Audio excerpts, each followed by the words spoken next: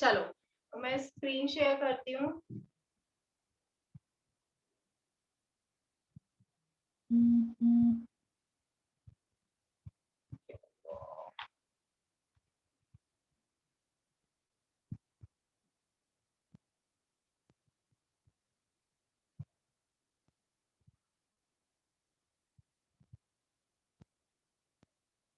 सबको दिख रही है, स्क्रीन दिख रही है? Yes ma'am. चलो ठीक है, तो सबसे पहले हमने देखा सेल जो फंडामेंटल यूनिट ऑफ लाइफ, हमने देखा cell is called fundamental structural and functional unit of all living being, और इसका हमने फ्लो चार्ट देखा। अब उसके बाद हम एक बार डेफिनेशन भी देख लेते हैं, डेफिनेशन क्या है सेल की। तो cell is the unit of biological activity, जितनी भी जो बायोलॉजिकल एक्टिविटी होती है वो किसमें होती है, सेल के अंदर होती है, which is delimited by differentially permeable membrane. मतलब उसमें क्या एक मेम्ब्रेन प्रेजेंट है जिसको हम क्या बोलते हैं, सेल मेम्ब्रेन बोलते हैं। ठीक है, और उसी के अंदर क्या बायोलॉजिकल एक्टिविटी परफॉर्म होती है। और ये जो सेल होता है वो क्या होता है, केपेबल होता है रिप्रोडक्शन, मतलब सेल्फ रिप्रोडक्शन के लिए वो कैपेबल होता है। एक सेल जो होती है वो इंडिपेंडेंट होती है, वो किसी और पे उसको डिपेंड नहीं होना पड़ता है, वो इंडिपेंडेंटली जो है ग्रो कर सकती है, इंडिपेंडेंटली जो है सेल डिवीजन की प्रोसेस कर सकती है, रेप्लिकेशन कर सकती है। So cell is defined as a unit of biological activity delimited by a differentially permeable membrane and capable of self reproduction in a medium free of other living system. ठीक है, this is the definition.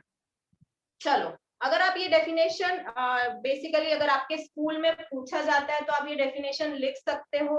ठीक है, ma'am उसके simply बाद ऐसे भी बोल सकते हैं ना कि cell is the basic structural and functional unit of life. Unit of life, ये भी अगर आपने डेफिनेशन दिया है तो इट्स ओके। ठीक है, चलो उसके बाद हम देखते हैं इसकी डिस्कवरी देखते हैं। तो सबसे पहले जो सेल की जो डिस्कवरी थी वो इन ईयर 1665 में एक साइंटिस्ट थे रॉबर्ट हुक, उन्होंने सबसे पहले जो है सेल को डिस्कवर किया। अब ये जो सेल को उन्होंने जो डिस्कवर किया, वो जो सेल उसने ऑब्जर्व किया वो कैसा सेल था, डेड सेल था। तो ये जो रॉबर्ट हुक थे उन्होंने क्या किया, एक कॉर्क की स्लाइड बनाई। कॉर्क जो होता है ना बेसिकली प्लांट का डेड पार्ट होता है, ठीक है, डेड होता है वो। तो उसने उसकी एक स्लाइड बनाई और उसने ना माइक्रोस्कोप में उसको ऑब्जर्व किया। ठीक है, तो उसने क्या ऑब्जर्व किया, उसने ना छोटे देखा माइक्रोस्कोप में कि छोटे छोटे कंपार्टमेंट्स बने हैं और उस कंपार्टमेंट में कुछ भी प्रेजेंट नहीं है, एम्प्टी है वो, एम्प्टी रूम जैसे वो कंपार्टमेंट प्रेजेंट है, और उसने उसको नाम दिया सेल। ठीक है, तो जो रॉबर्ट हुक थे उसने जो सबसे फर्स्ट डिस्कवरी करी सेल की, उसको नाम दिया सेल। ठीक है, और क्वेश्चन पूछा जाता है कि जो सेल को उन्होंने ऑब्जर्व किया तो कौन सा सेल था, तो कॉर्क सेल था। और कॉर्क कैसा सेल होता है, डेड सेल होता है।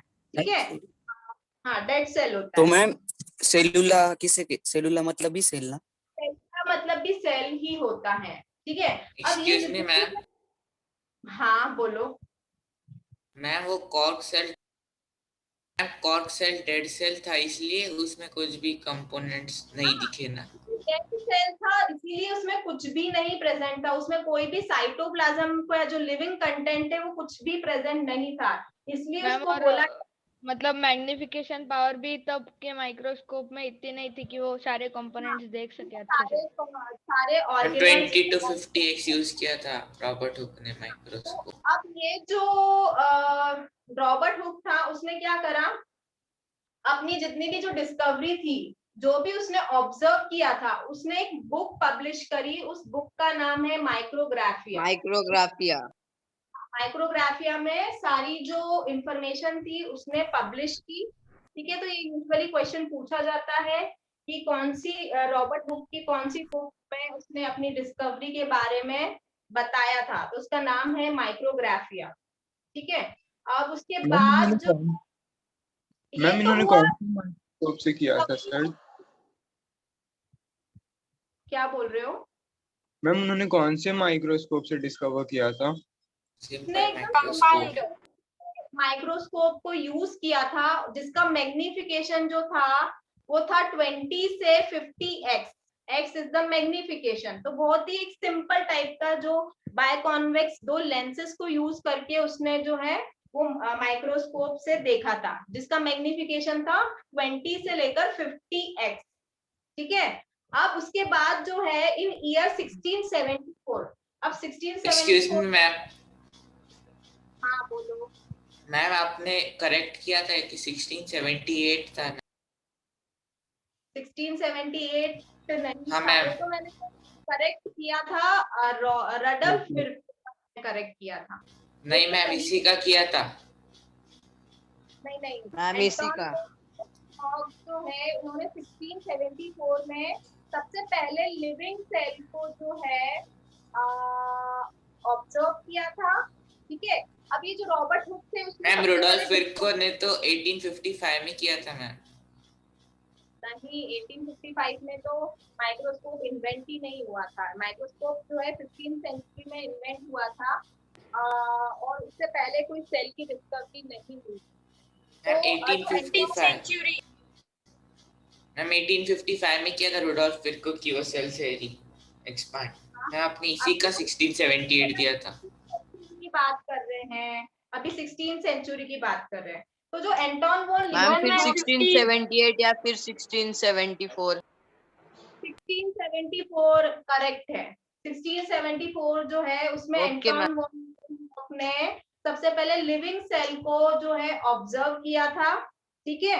और उसने जो सेल ऑब्जर्व किया था वो कैसा था, लिविंग सेल को ऑब्जर्व किया था। उसने बैक्टीरिया को माइक्रोस्कोप में जो है ऑब्जर्व किया था और उसका जो मैग्निफिकेशन है वो था 250x, मतलब 250x मतलब 250 उसका मैग्निफिकेशन था। जो रॉबर्ट हुक ने जो किया था उसका मैग्निफिकेशन बहुत कम था, सिर्फ 50x था। लेकिन जो ये 20 to 58। उसका जो मैग्निफिकेशन था वो था 250। बेटा आपके जो भी डाउट है प्लीज मुझे क्लास लाइक 15 मिनट्स के जो हमने जो डिसाइड किया था वो प्लीज पूछना, क्योंकि देखो मैं बोलती हूँ मैं बोलती हूँ क्या पूरी कंटिन्यूटी ब्रेक हो जाती है और बच्चों को भी फिर समझ में नहीं आता है। पहले एक बार टॉपिक कंप्लीट हो जाने दो फिर मुझसे पूछो। लाइक मैंने अगर ये जैसे एंटोन वॉन लीवेनहॉक का बता दिया उसके बाद मुझसे क्वेश्चन पूछो, बीच में पूछोगे हमारी कंटिन्यूटी बेटा ब्रेक होती है और बच्चों को भी फिर कंफ्यूज्ड होते हैं। तो प्लीज मैम एक पूछना था। हाँ पूछो। मैम एंटोन वैन लीeuwenhoek ने जो माइक्रोस्कोप यूज किया था उसमें भी बायकॉन्वेक्स लेंस ही थे ना?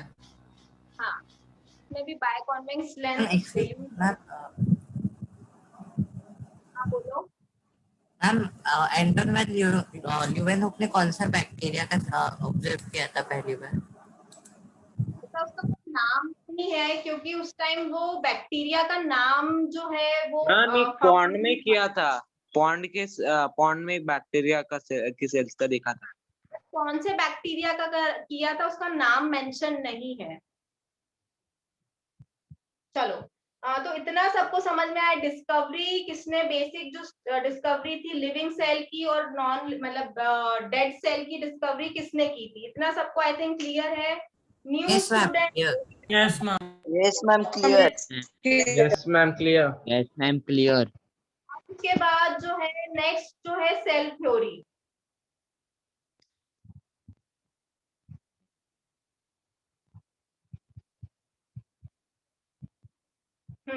अब सबसे पहले जो सेल थ्योरी था वो प्रपोज किया था दो साइंटिस्ट ने। जर्मन बॉटनिस्ट थे जिसका नाम था एमजे श्लीडन। ठीक है। जो 1838 में उन्होंने अपना ये थ्योरी को प्रपोज किया था, मतलब दोनों ने ही मिलके जो है आउटकम दिया था, सेल थ्योरी दी थी। और जो जर्मन जूलॉजिस्ट थे थियोडोर शॉन, उनका नाम है थियोडोर शॉन, इन 1839। तो दोनों ने मिलके एक थ्योरी दी जिसको हम बोलते हैं सेल थ्योरी। ठीक है। अब ये सेल थ्योरी के जो है दो इंपॉर्टेंट पॉइंट है। सबसे पहले उन्होंने बताया कि सेल जो है बेसिक यूनिट ऑफ लाइफ होता है। ठीक है। और जो सेकेंड पॉइंट उन्होंने बताया cells are present in all living organism, जो जितने भी लिविंग ऑर्गेनिज्म है, जितने भी लिविंग क्रिएचर्स है, उसमें ये सेल प्रेजेंट होता है। ठीक है, तो दो आउटकम दिए। First, cell is the basic unit of life. Second, cells are present in all organism. देखो सेल जो होता है, जितने भी लिविंग फॉर्म्स होते हैं उसमें ये सेल प्रेजेंट होता है। जितने भी नॉन लिविंग स्ट्रक्चर है उसमें ये सेल प्रेजेंट नहीं होगा, क्योंकि ये सेल सिर्फ लिविंग में ही प्रेजेंट होता है। ठीक है, तो दो आउटकम दिए। Ma'am cell is the basic unit of life. Second, cell are present in all organism. हाँ, अब जो डाउट है पूछो। मैम एमजे श्लीडन के सामने लिखा हुआ है 1838 और टी श्वान के आगे लिखा है 1839। मैम इसका मतलब? मतलब दोनों डिस्कवर किया था। अलग अलग टाइम पे जो है वो जो है ये फाउंड आउट किया था कि cell is the basic unit of life. फिर दोनों ने मिलके जो है ये आउटकम दिया कि cell is the basic unit of life और सेल जो है प्रेजेंट होते हैं ऑल ऑर्गेनिज्म। दोनों ने मिलके फिर ये थ्योरी दी। मैम मैम तो आपने वो 1838 में क्या हुआ क्वेश्चन था? दिया था who propose modern cell theory, तो उसका आंसर क्या आएगा? हाँ बता। हाँ, इसका आंसर जो है, जो मॉडर्न सेल थ्योरी था उसका आंसर है रडल्फ विर्को। ठीक है, अब देखो ये तो सेल Yes, ma'am.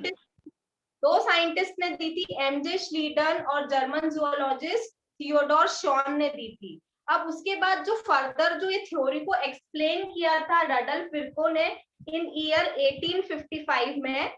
इस थ्योरी को हम मॉडर्न सेल थ्योरी भी बोलते हैं, सेल प्रिंसिपल भी बोलते हैं। और इस सेल प्रिंसिपल के अकॉर्डिंग या इस मॉडर्न सेल थ्योरी के अकॉर्डिंग उसने क्या बताया था कि जितने भी सेल्स होते हैं, all organism are made up of cells. जितने भी जो ऑर्गेनिज्म होते हैं उसमें सेल प्रेजेंट होते हैं। ठीक है, सेकेंड पॉइंट उसने बताया था कि सेल जो होता है डज नॉट अराइज डी नोवा। इसका क्या मीनिंग होता है कि सेल जो होते हैं वो प्री एग्जिस्टिंग सेल से जो है अराइज होते हैं। मतलब सेल कैसे बनते हैं, ऑलरेडी कोई सेल प्रेजेंट है उससे नए सेल का जो है फॉर्मेशन होता है। इसका ये मीनिंग होता है। तो सेल जो है कैसे बन रहे हैं, प्री एग्जिस्टिंग सेल से बन रहे हैं। ये किसने बताया, रडल्फ विर्को ने बताया। ठीक है, और उसने एक थ्योरी भी प्रपोज करी जिसको हम बोलते हैं उसने एक स्टेटमेंट दिया जिसको हम बोलते हैं ओमनिस सेल्यूला ई सेल्यूला। ठीक है, उसको बोलते हैं हम ओमनिस सेल्यूला ई सेल्यूला। तो ये भी क्वेश्चन जो है यूजुअली एग्जाम्स में पूछा जाता है कि ओमनिस सेल्यूला ई सेल्यूला जो स्टेटमेंट है कौन से साइंटिस्ट ने दिया था। तो ये दिया था रडल्फ विर्को ने। ठीक है, अब उसके बाद जो है रडल्फ विर्को ने ये मॉडर्न थ्योरी में बताया, उसने ये बताया कि जो सेल जो होते हैं उसके अंदर क्या प्रेजेंट होते हैं, हेरिडिटी मटेरियल प्रेजेंट होते हैं। ठीक है, क्योंकि हमको पता है कि सेल के अंदर क्या प्रेजेंट होता है, सेल के अंदर न्यूक्लियस होता है और उस न्यूक्लियस के अंदर डीएनए आरएनए प्रेजेंट होता है जो कि एक हेरिडिटी मटेरियल है। तो उसने ये बताया कि सेल के अंदर क्या प्रेजेंट होता है, हेरिडिटी मटेरियल प्रेजेंट होता है। ठीक है, और सेल के अंदर क्या प्रेजेंट होता है, प्रोटोप्लाज्म प्रेजेंट होता है। ठीक है, प्रोटोप्लाज्म प्रेजेंट होता है, उसके साथ साथ क्या प्रेजेंट होता है, न्यूक्लियस प्रेजेंट होता है और उसमें और बहुत cell organelles cell organelles present होते हैं। ये किसने बताया, रडल्फ विर्को ने बताया। जो पहले वाली जो थ्योरी थी सेल थ्योरी, उसमें ये कुछ मेंशन नहीं किया गया था कि सेल के अंदर हेरिडिटी मटेरियल होता है, न्यूक्लियस होता है, प्रोटोप्लाज्म होता है। ये सारी चीजें जो है रडल्फ विर्को ने बताई। ठीक है, अब उसके बाद उसने एक और पॉइंट प्रपोज किया कि सेल जो होता है वो कैसा होता है, फिजियोलॉजिकल यूनिट ऑफ लाइफ होता है। जितनी भी फिजियोलॉजिकल एक्टिविटी होती है, मेटाबॉलिक एक्टिविटी, वो किसमें होती है, सेल के अंदर होती है। ठीक है, और उसके बाद उसने बताया कि सेल जो होता है, एक सिंगल सेल जो होता है ना, वो केपेबल होता है इंडिपेंडेंटली वर्क करने के लिए। वो उसको किसी और सेल पे डिपेंड नहीं होना होता है। ठीक है, जो सेल होती है उसकी अपनी एक लाइफ स्पान होती है। ठीक है, अगर वो सेल ओल्ड हो जाती है तो न्यू सेल उसको रिप्लेस कर देती है। तो अपने आप में वो एक इंडिपेंडेंट एंटिटी होती है सेल। ठीक है, तो ये सारे जो पॉइंट्स हैं वो किसने बताया, रडल्फ विर्को ने बताया। मैम। सबको क्लियर ना, specially new student, any doubt? Ma'am I have a doubt. पूछो ईशान। मैम मैम ओमली सेलुलर ई सेलुलर, मैम उसका मतलब क्या होता है?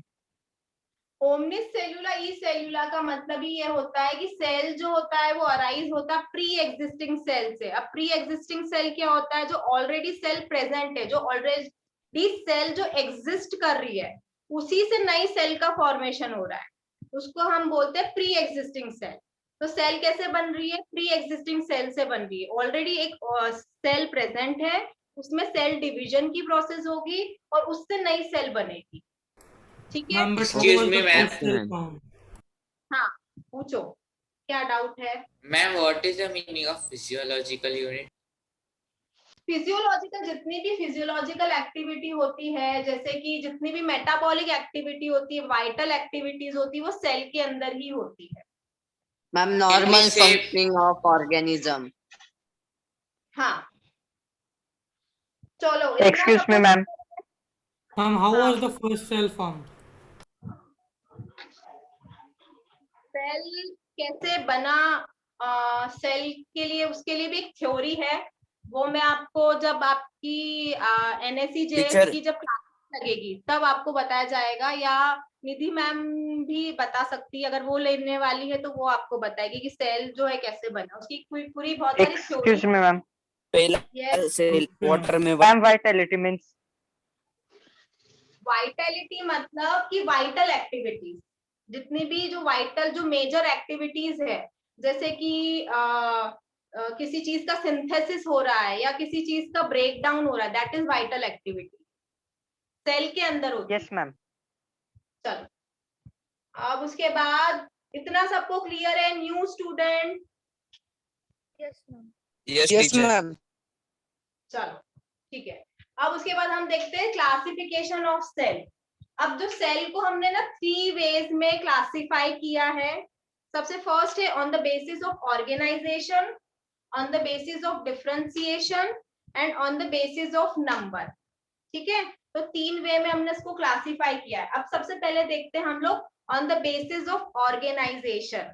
अब इसका क्या मीनिंग होता है? तो ऑर्गेनाइजेशन के जो बेसिस है उस पे 2 टाइप की सेल्स होती हैं, एक होती है प्रोकैरियोटिक सेल्स, ठीक है, और दूसरी होती है यूकैरियोटिक सेल्स। अब सबसे पहले हम देखते हैं कि प्रोकैरियोटिक सेल्स क्या होती है। ठीक है, अब प्रोकैरियोट का क्या मतलब होता है, सबसे पहले हम ये देखते हैं। देखो प्रो का मतलब होता है, देखो यहाँ पर लिखा भी है, प्रो मतलब होता है प्रिमिटिव और कैरियन का मतलब होता है न्यूक्लियस, जिसमें न्यूक्लियस जो होता है, ट्रू न्यूक्लियस जो होता है एब्सेंट होता है, उसको हम बोलते हैं प्रोकैरियोट्स।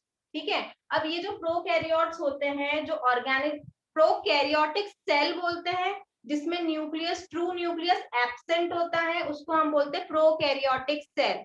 और ऐसे ऑर्गेनिज्म जिसमें ट्रू न्यूक्लियस एब्सेंट होता है, उसको हम क्या बोलेंगे? प्रोकैरियोट्स। ठीक है, अब प्रोकैरियोट्स का अगर मैं एग्जांपल बताऊं तो उसमें आता है बैक्टीरिया है, साइनोबैक्टीरिया है, ब्लू ग्रीन एल्गे जिसको बोलते हैं, तो दीज आर प्रोकैरियोट्स। ठीक है, जिसमें वेल डेवलप्ड न्यूक्लियस प्रेजेंट नहीं होता है, न्यूक्लियर मेम्ब्रेन नहीं होती है, लेकिन जेनेटिक मटेरियल प्रेजेंट होता है। ठीक है, मतलब पूरा किंगडम मोनेरा प्रोकैरियोट है ना? हाँ, वो पूरा प्रोकैरियोट है। किंगडम मोनेरा जो है पूरा प्रोकैरियोट। तो ये जो जेनेटिक मटेरियल होता है वो प्रेजेंट होता है, लेकिन उसमें कोई न्यूक्लियस नहीं होता है, कोई न्यूक्लियर मेम्ब्रेन नहीं होती है। ठीक है, अब ये जो जेनेटिक मटेरियल जो प्रेजेंट होता है ना, उसको हम बोलते हैं न्यूक्लियोइड। ठीक है, तो जो प्रोकैरियोटिक में जो जेनेटिक मटेरियल प्रेजेंट है उसको हम बोलते हैं न्यूक्लियोइड। ठीक है, अब ये जो प्रोकैरियोट्स होता है उसमें क्या होता है? मेम्ब्रेन बाउंड ऑर्गेनल्स प्रेजेंट नहीं होते हैं। मेम्ब्रेन बाउंड ऑर्गेनल्स मतलब जैसे कि माइटोकॉन्ड्रिया है या एंडोप्लाज्मिक रेटिक्यूलम है, लाइसोसोम है, तो ये ऑर्गेनल्स उसमें नहीं प्रेजेंट होते हैं। ठीक है, लेकिन राइबोसोम जो होता है वो प्रेजेंट होता है, और वो भी कैसा होता है? 70S वाला। मैम 70S टाइप का होता है ना?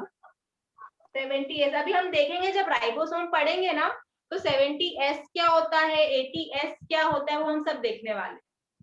तो I think Excuse me, ma'am. Prokaryotic में आया। किसी को डाउट है? Yes, ma'am. I have a doubt. हाँ बोलो ईशान। Yes, ma'am. मैम जो प्रोकैरियोटिक सेल्स होती है, मैम उनके अंदर सेल वॉल होती है कि नहीं? हाँ होती है, सेल वॉल प्रेजेंट होती है। अभी हम इसका स्ट्रक्चर देखते हैं। देखो Ma'am, excuse me. Excuse me, ma'am. Yes आपकी शेयरिंग स्टॉप हो मैम उसमें एक एक्स्ट्रा लेयर कैप्सूल होता है ना सेल वॉल के बाहर।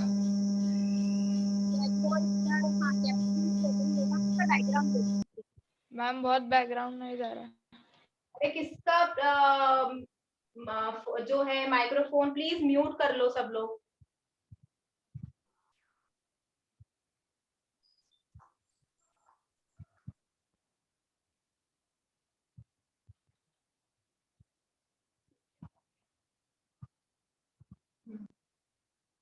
देखो ये बैक्टीरिया का जो है डायग्राम है, ठीक है।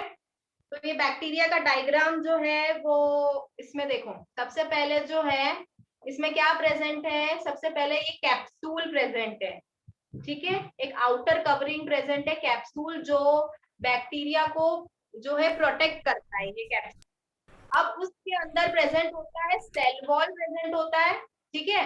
अब ये सेल वॉल जो होता है एनिमल सेल में एब्सेंट होता है लेकिन प्लांट सेल में प्रेजेंट होता है, और ये सेल वॉल बैक्टीरिया में भी प्रेजेंट होता है, ठीक है। तो कैप्सूल के बाद जो लेयर है जो मेम्ब्रेन प्रेजेंट है उसको हम बोलते हैं सेल वॉल, ठीक है। और उस सेल वॉल के अंदर प्रेजेंट होता है प्लाज्मा मेम्ब्रेन जिसको हम सेल मेम्ब्रेन भी बोलते हैं। अब इस सेल मेम्ब्रेन के अंदर प्रेजेंट होता है साइटोप्लाज्म, ठीक है, जो लिविंग कंटेंट होता है जिसको हम बोलते हैं साइटोप्लाज्म। अब इसमें देखो कोई न्यूक्लियस प्रेजेंट नहीं है लेकिन जेनेटिक मटेरियल प्रेजेंट है, देखो ये डीएनए। अब इस जेनेटिक को हम बोलते हैं न्यूक्लियोइड, है ना, इसको हम बोलते हैं न्यूक्लियोइड। और इसमें कुछ राइबोसोम्स भी प्रेजेंट है, देखो आपको स्ट्रक्चर में दिख रहा है राइबोसोम्स प्रेजेंट है, और ये राइबोसोम्स जो होते हैं वो 70S टाइप के राइबोसोम होते हैं जो प्रोटीन का सिंथेसिस करते हैं। अब इसमें ये सेल वॉल से अटैच है एक टेल लाइक आपको स्ट्रक्चर दिख रहा है जिसको हम बोलते हैं फ्लैजेलम या फ्लैजेला भी बोलते हैं। तो ये जो फ्लैजेला होता है वो लोकोमोशन में हेल्प करता है, एज वेल एज इसमें अटैच होते हैं सीलिया, ये जो आपको जो फिंगर लाइक जो प्रोजेक्शन दिख रहे हैं ना छोटे छोटे से, उसको हम बोलते हैं सीलिया। ये भी लोकोमोशन में हेल्प करता है, इसको ट्रांसपोर्टेशन मतलब बैक्टीरिया को अगर एक प्लेस से दूसरी प्लेस जाना है तो या तो वो फ्लैजेला का यूज करेगा या जो सीलिया का यूज करेगा, ठीक है।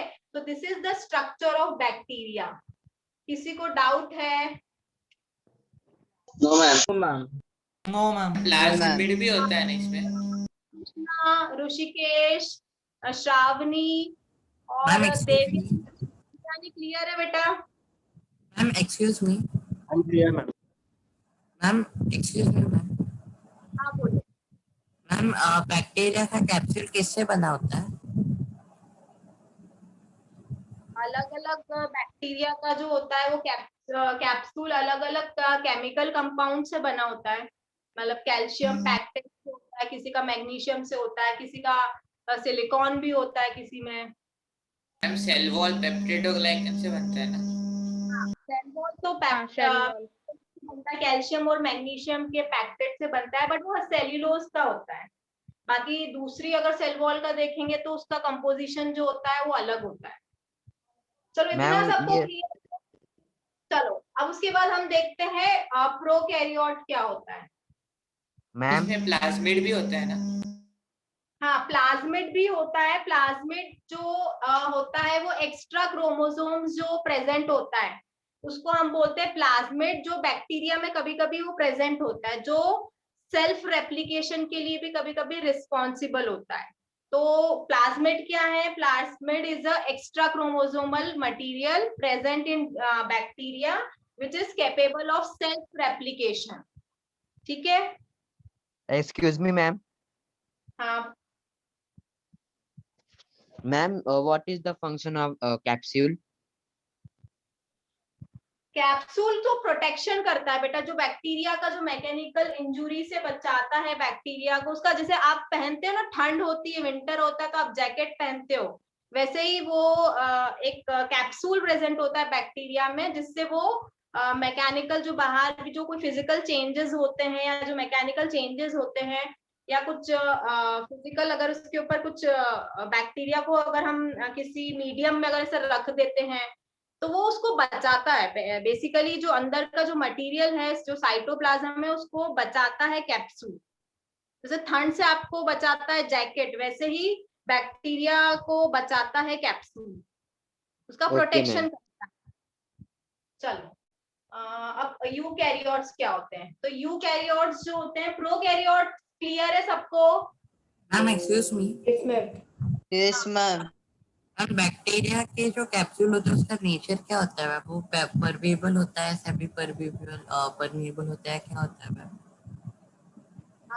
वो परमिएबल होता है, मतलब Okay, उससे आयंस जो है पास होते हैं। अदरवाइज मैम अगर वो सेलेक्टिव परमिएबल ना? परमिएबल होगा तो नहीं, बेटा पूरा परमिएबल। चलो यूकैरियोट्स। अब यूकैरियोट्स जो होते हैं कैसे होते हैं? यू का मतलब होता है ट्रू और कैरियोट का मतलब होता है न्यूक्लियस। अब ऐसी सेल जिसमें ट्रू न्यूक्लियस या वेल डिफाइंड न्यूक्लियस प्रेजेंट होता है, उसको हम क्या बोलते हैं? यूकैरियोट्स, है ना। अब जैसे एग्जांपल अगर मैं बताऊं तो एनिमल सेल है, प्लांट सेल है, फंगाई है, ये सारे जो है वो किस में आ जाएंगे? यूकैरियोट्स में आ जाएंगे। ठीक है, इवन प्रोटिस्टा भी जो होता है वो यूकैरियोट होता है। ठीक है, तो इसमें क्या होता है? वेल डिफाइंड न्यूक्लियस प्रेजेंट होता है, न्यूक्लियर मेम्ब्रेन प्रेजेंट होती है, न्यूक्लियोलस प्रेजेंट होता है। ठीक है, जो भी हमने न्यूक्लियस का स्ट्रक्चर देखा था, पूरा वेल डिफाइंड स्ट्रक्चर प्रेजेंट होता है यूकैरियोट्स में। तो इतना सबको क्लियर है difference between eukaryotes and prokaryotes? Yes, ma'am. Yes, ma'am. Ma'am ma'am eukaryotes में सब टाइप के मटेरियल प्रेजेंट होते हैं क्या? हाँ, मैम यूकैरियोट्स प्रोटिस्टा मतलब यूनिसेल्युलर यूकैरियोट्स ना? यूकैरियोट्स में सारे ही सेल ऑर्गेनल्स प्रेजेंट होते हैं, वेल डिफाइंड न्यूक्लियस होता है, साइटोप्लाज्म होता है, उसमें जितने भी ऑर्गेनल्स जो होते हैं वो सब प्रेजेंट होते हैं। मैम प्रोकैरियोटिक एंड यूकैरियोटिक एक बार एक्सप्लेन करो ना फिर से। ओके, तो यूकैरियोट्स देखो, प्रोकैरियोट्स क्या होता है? प्रो का मतलब होता है प्रिमिटिव, जिसमें न्यूक्लियस जो होता है ना वो वेल डिफाइंड नहीं होता है। वेल डिफाइंड मतलब कि उसमें प्रॉपर जो आपने स्ट्रक्चर अगर देखा होगा न्यूक्लियस का, मैंने क्लास में भी पढ़ाया था, तो वेल डिफाइंड न्यूक्लियस नहीं होता, उसमें न्यूक्लियर मेम्ब्रेन नहीं होती है, उसके अंदर जो हमने कंटेंट देखा था न्यूक्लियोप्लाज्म नहीं होता है, न्यूक्लियोलस नहीं होता है। ठीक है, जेनेटिक मटेरियल होता है लेकिन वेल डिफाइंड न्यूक्लियस नहीं होता है, तो उसको हम बोलते हैं प्रोकैरियोट। और यूकैरियोट मतलब जिसमें जो है ट्रू न्यूक्लियस प्रेजेंट होता है, उसको हम बोलते हैं यूकैरियोट्स। ठीक है, अब नेक्स्ट जो टाइप है, types of organism on the basis of number के बेसिस पे हमने सेल को डिवाइड किया है। एक होता है यूनिसेल्यूलर, दूसरा होता है मल्टीसेल्यूलर। अब यूनिसेल्यूलर मतलब जिसमें सिंगल सेल होती है, उसको हम बोलते हैं यूनिसेल्यूलर, है ना। जैसे एग्जांपल है amoeba. Amoeba is unicellular organism क्योंकि उसमें एक ही सेल प्रेजेंट है और वो एक सेल जो है वो केपेबल होती है सारी एक्टिविटी परफॉर्म करने के लिए, तो ऐसी सेल को हम क्या बोल रहे हैं? यूनिसेल्यूलर। अब दूसरी जो सेल होती है उसको हम बोलते हैं मल्टी सेल्यूलर। जो दूसरे जो ऑर्गेनिज्म होते हैं मल्टी सेल्यूलर ऑर्गेनिज्म होते हैं। तो मल्टी सेल्यूलर में क्या होता है कि बहुत सारी सेल प्रेजेंट होती है, उसको हम बोलेंगे मल्टी सेल्यूलर। जैसे कि हम लोग ह्यूमंस हैं, प्लांट है, जो भी एनिमल्स होते हैं वो सारे क्या होते हैं? गायरो गायरा। हाँ, वो कैसे होते हैं? मल्टी सेल्यूलर होते हैं। चलो, तो इतना क्लियर है यूनिसेल्यूलर मल्टी सेल्यूलर में? कंफ्यूजन है? Ma'am excuse me, No, ma'am. No doubt. Excuse me ma'am, हाँ बोलो। मैम पहले प्रोकैरियोट्स आए थे या यूकैरियोट्स? मैम पहले कौन से? Prokaryotes. प्रोकैरियोट्स। देखो तो हमारा जो एवोल्यूशन हुआ है ना वो कैसे हुआ है? पहले सबसे पहले सिंपल स्ट्रक्चर आया, फिर धीरे धीरे वो इवॉल्व होके कॉम्प्लेक्स में कन्वर्ट हुआ। तो पहले कौन सी सेल आई होगी? प्रोकैरियोटिक, के बाद यूकैरियोटिक सेल। चलो, मैम पहले यूनिसेल्युलर ऑर्गेनिजम्स आया। हाँ, पहले सेल्यूलर बने फिर मल्टी सेल्यूलर ऑर्गेनिज्म बने। ठीक है, वो एवोल्यूशन का हमारा चैप्टर है, वो हम लोग उसमें पढ़ेंगे। आई थिंक 9th स्टैंडर्ड में नहीं है, वो शायद 10th में है। तो मैम अगर हम simple structures to complex structures ये हुए, और मैम रुडोल्फ वर्चू की थियरी थी है कि हर सेल प्री एग्जिस्टिंग सेल से बनता है, तो मैम जो पहला ऐसा सेल होंगे मैम वो तो किसी प्री एग्जिस्टिंग सेल से नहीं बने होंगे। अरे तो एग्जिस्टिंग सेल से बने हैं तो बेटा उसमें क्या होता है, म्यूटेशन भी तो होता है, उसमें वेरिएशंस भी तो होता है, जो जेनेटिक मटेरियल होता है उसमें चेंजेस होते हैं, तभी तो ऑर्गेनिज्म कॉम्प्लेक्स बनेगा। नहीं तो सेम अगर कोई वेरिएशन नहीं होगा, कोई म्यूटेशन नहीं होगा तो क्या होगा, वो सेम वही चीजें बनती, सेम चीजें बनेगी। तो सेम चीजें नहीं बनती है, उसमें म्यूटेशन होता है, वेरिएशन होता है, जेनेटिक कॉन्स्टिट्यूशन में जो होता है वो चेंजेस होते हैं, तभी जो है ऑर्गेनिज्म का जो है डेवलपमेंट होता है, एवोल्यूशन होता है। ठीक है, यस सर। चलो अब ये दोनों आई थिंक समझ में आ गए सबको। On the basis of organisation, eukaryotes, prokaryotes, on the basis of number, Yes, ma'am. Yes, ma'am. अब उसके बाद हम देखते हैं on the basis of differentiation. On the basis of differentiation cell जो है 3 टाइप की होती है, अनडिफरेंशिएटेड सेल्स, डिफरेंशिएटेड सेल्स और डी डिफरेंशिएटेड सेल्स। अब अनडिफरेंशिएटेड सेल्स कैसी होती है, जो अनडिफरेंशिएटेड सेल्स जो होती है वो कोई स्पेशलाइज्ड सेल नहीं होती है, सिंपल सेल्स होती है जो एक नए सेल का फॉर्मेशन करती है या किसी सेल का मेंटेनेंस करती है या उसका रिपेयर करती है, उसको हम बोलते हैं अनडिफरेंशिएटेड सेल्स। ठीक है, इसको इस अनडिफरेंशिएटेड सेल्स को हम स्टेम सेल्स भी बोलते हैं। ठीक है, अब ये जो अनडिफरेंशिएटेड सेल्स है, इसका अगर मैं एग्जांपल बताऊं तो ये इसका एग्जांपल है जैसे बोन मैरो। बोन मैरो की जो सेल्स है वो कैसी है, अनडिफरेंशिएटेड सेल्स है। ठीक है, अब उसके बाद जो सेकेंड है वो है डिफरेंशिएटेड सेल्स। अब डिफरेंशिएटेड सेल्स क्या होती है, वो स्पेशलाइज्ड सेल होती है, मतलब स्पेशल टाइप की सेल होती है जिसका एक स्पेसिफिक फंक्शन होता है। ठीक है, तो उसको हम क्या बोलेंगे, डिफरेंशिएटेड सेल्स, जिनको पता है कि हाँ उसका एक पर्टिकुलर फंक्शन है। जैसे कि आरबीसी, आरबीसी कैसी सेल्स है, डिफरेंशिएटेड सेल्स, क्योंकि उसका एक स्पेसिफिक फंक्शन है। उसका क्या फंक्शन है, वो ऑक्सीजन को कैरी, हाँ ट्रांसपोर्टेशन करती है, हीमोग्लोबिन को कैरी करती है, और ये हीमोग्लोबिन में ऑक्सीजन प्रेजेंट होता है जो हमारी बॉडी में सर्कुलेट होता है, ट्रांसपोर्टेशन का काम करता है। तो ये कैसे टाइप की सेल हो गई, RBC, differentiated cell, specialised cell. ठीक है, अब जो थर्ड टाइप की सेल होती है उसको हम बोलते हैं डी डिफरेंशिएटेड सेल्स। अब डी डिफरेंशिएटेड सेल्स कैसी सेल्स होती है, ये भी स्पेशल टाइप की सेल होती है जो क्या करती है, रीजनरेशन का काम करती है, मतलब नए Ma'am, it जो gets activate while the development of embryo.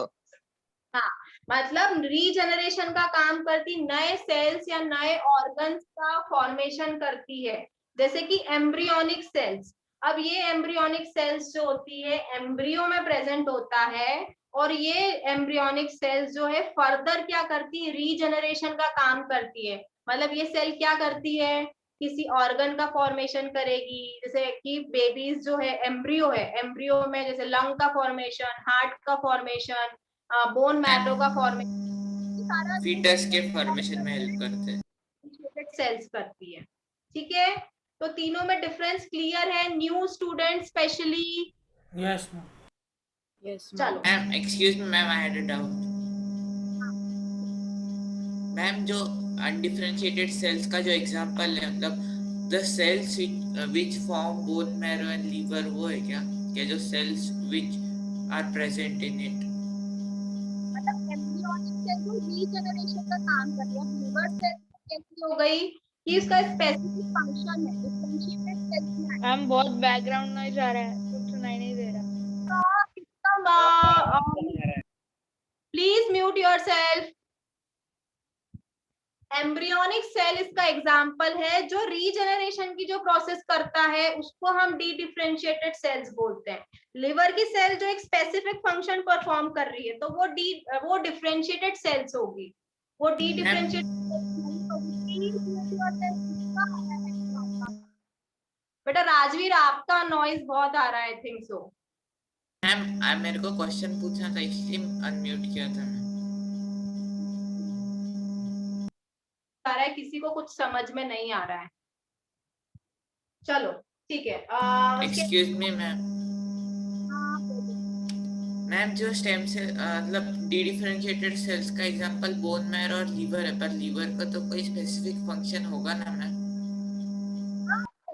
कितना सारा फंक्शन है लिवर का, तो वो तो डिफरेंशिएटेड सेल्स हुई ना, जो लीवर सेल्स हुई तो सेल्स होती है।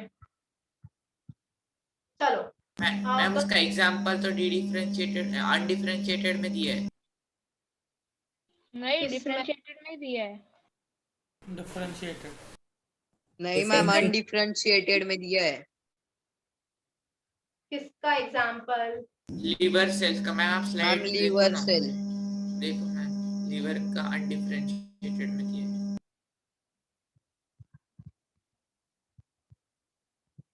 अच्छा, अनडिफरेंशिएटेड, जो डिफरेंशिएटेड मतलब लिवर का जैसे स्पेसिफिक जो कुछ सेल्स होती है ना, जैसे उसका तो डिफरेंशिएटेड सेल्स में आ जाएगा। जैसे कि जो बाइल का फॉर्मेशन है जो जैसे लिवर में होता है, तो उसको हम डिफरेंशिएटेड सेल्स में भी बता सकते हैं।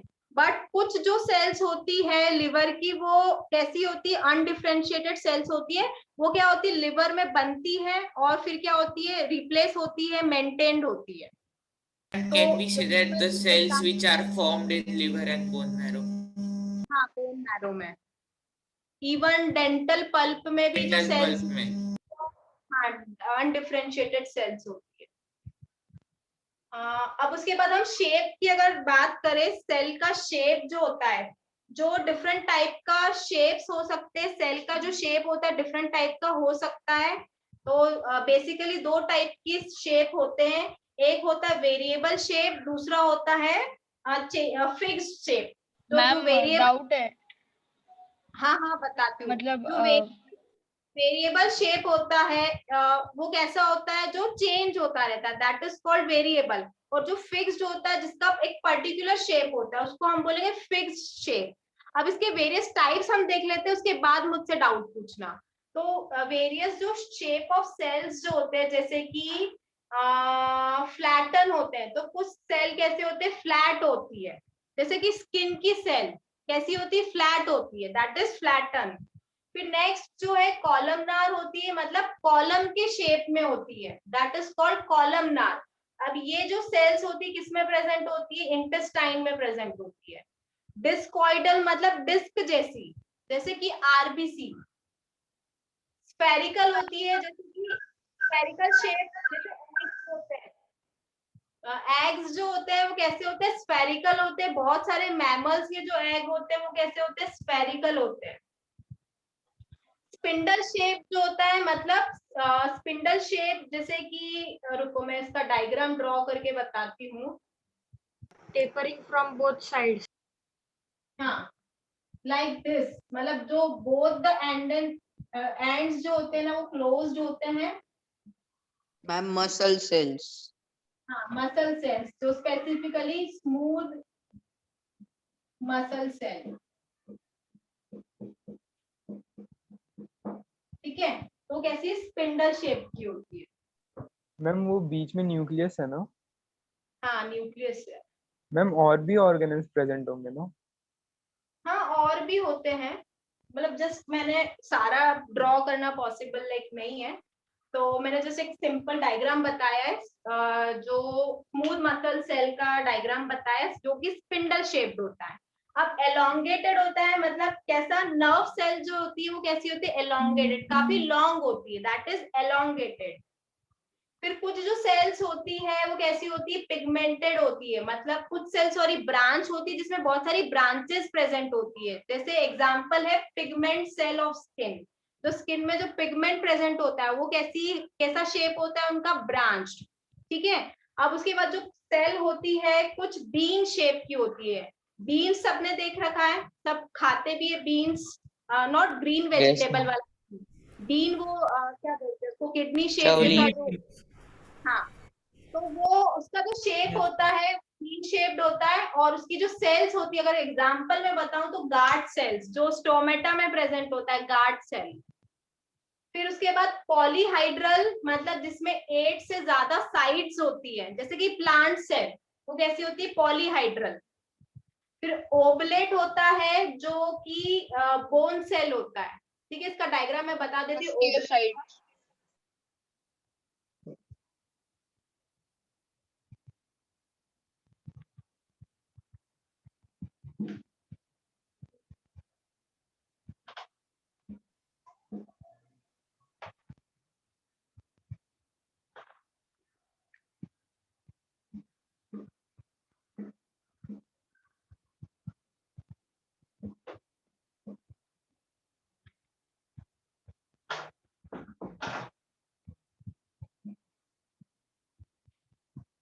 कुछ इस टाइप का शेप होता है बोन सेल का,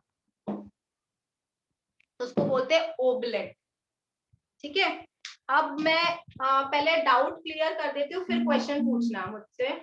देखो, अब मैंने एक क्वेश्चन दिया था आपको होमवर्क में कि which factor govern the shape of cell, तो इसका क्या आंसर है, शेप ऑफ सेल जो होता है वो किस पे डिपेंड करता है, depend on its function they perform. हाँ, फंक्शन।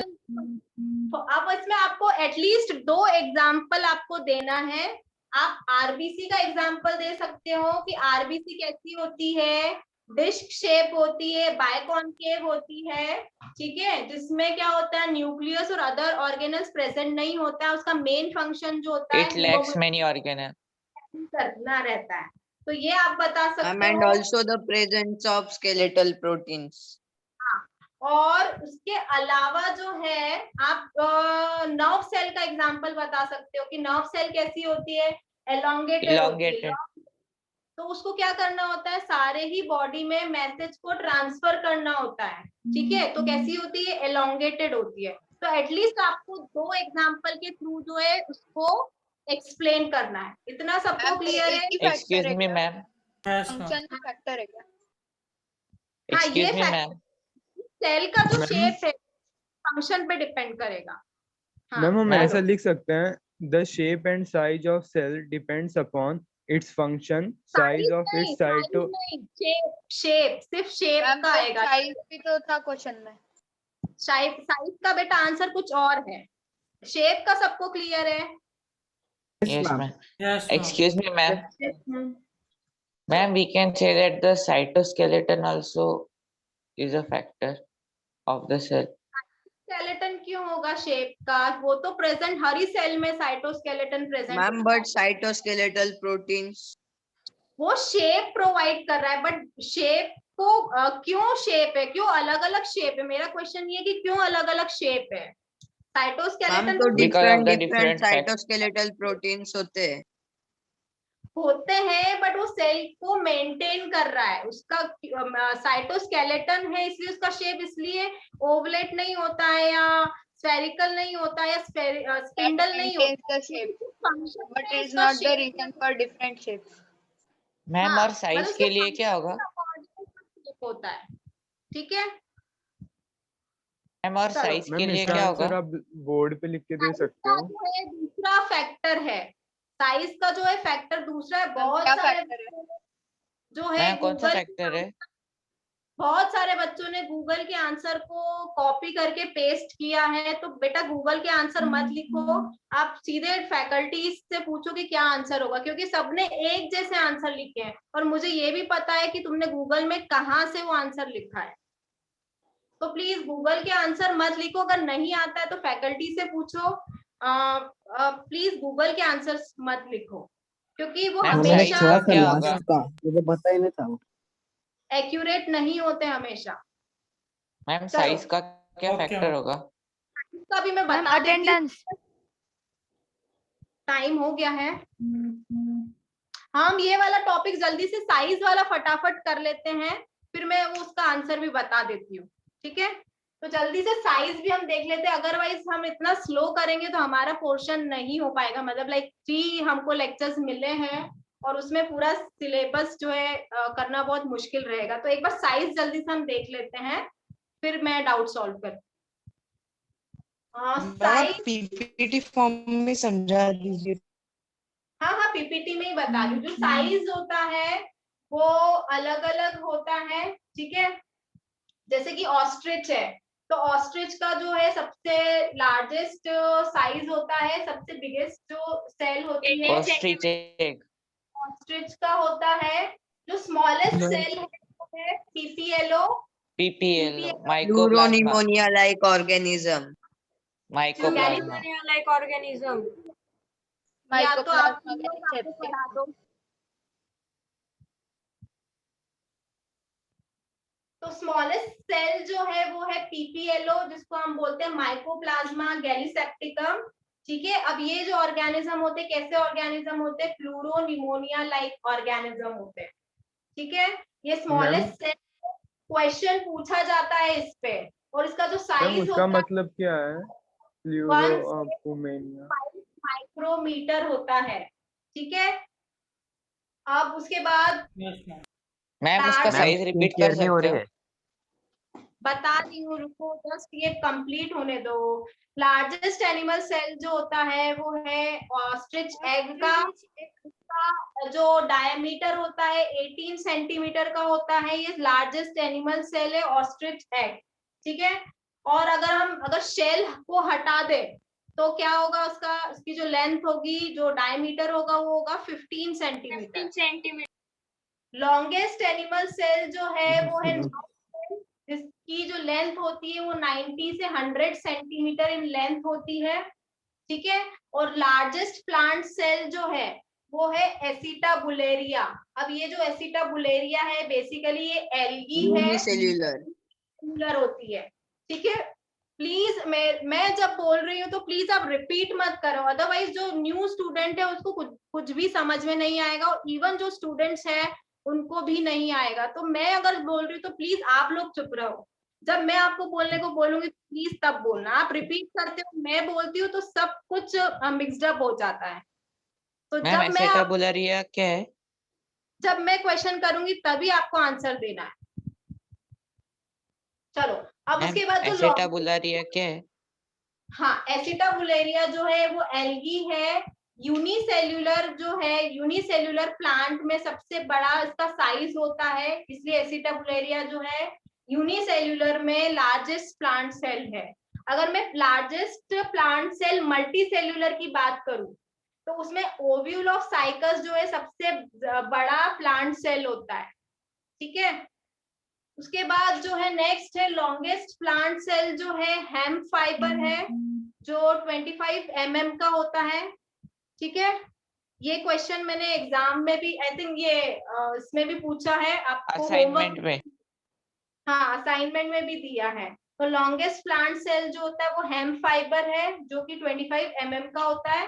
फिर उसके बाद लार्जेस्ट ह्यूमन सेल जो होता है वो 0.1 माइक्रोमीटर का होता है, जिसको हम बोलते हैं एग सेल, ठीक है। जो फीमेल रिप्रोडक्टिव ऑर्गन सिस्टम में प्रेजेंट होता है एग, जो कि लार्जेस्ट ह्यूमन सेल है। और स्मॉलेस्ट ह्यूमन सेल जो है वो है स्पर्म सेल, जो कि 50 माइक्रोमीटर होता है, ठीक है।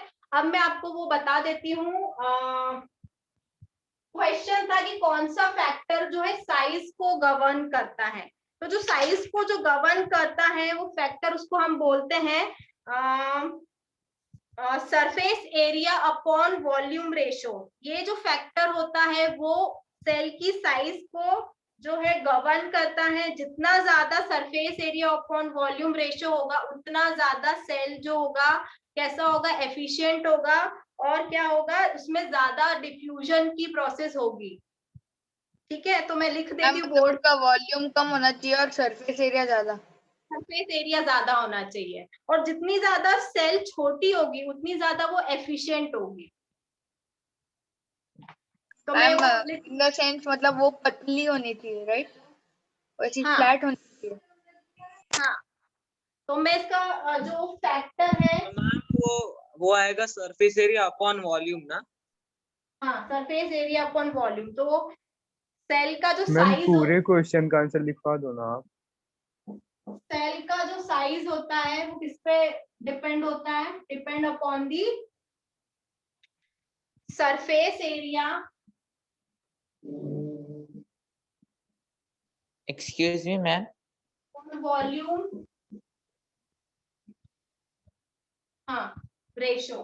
तो जितना ज्यादा लाइक सरफेस एरिया होगा उतना ज्यादा जो है सेल कैसी होगी, उतनी ज्यादा इफेक्टिव होगी, उतना ज्यादा सेल में ज्यादा सरफेस एरिया होगा तो ज्यादा डिफ्यूजन होगा, ज्यादा सब्सटेंस का इन एंड आउट होगा सेल के अंदर। तो ये फैक्टर जो है सेल के साइज को गवर्न करता है। ठीक है, आपने पता नहीं बहुत से स्टूडेंट ने पता नहीं क्या लिखा है, मुझे तो समझ में भी नहीं आया है कि क्या लिखा है, वो शायद गूगल का आंसर है, तो ये एक्चुअल आंसर है उसका। हाँ, अब पूछो और मैं जल्दी से अटेंडेंस ले लेती हूँ। अटेंडेंस। मैम जो सरफेस एरिया है वो ज्यादा आना चाहिए और वॉल्यूम कम होना चाहिए ना? रुको 1 मिनट।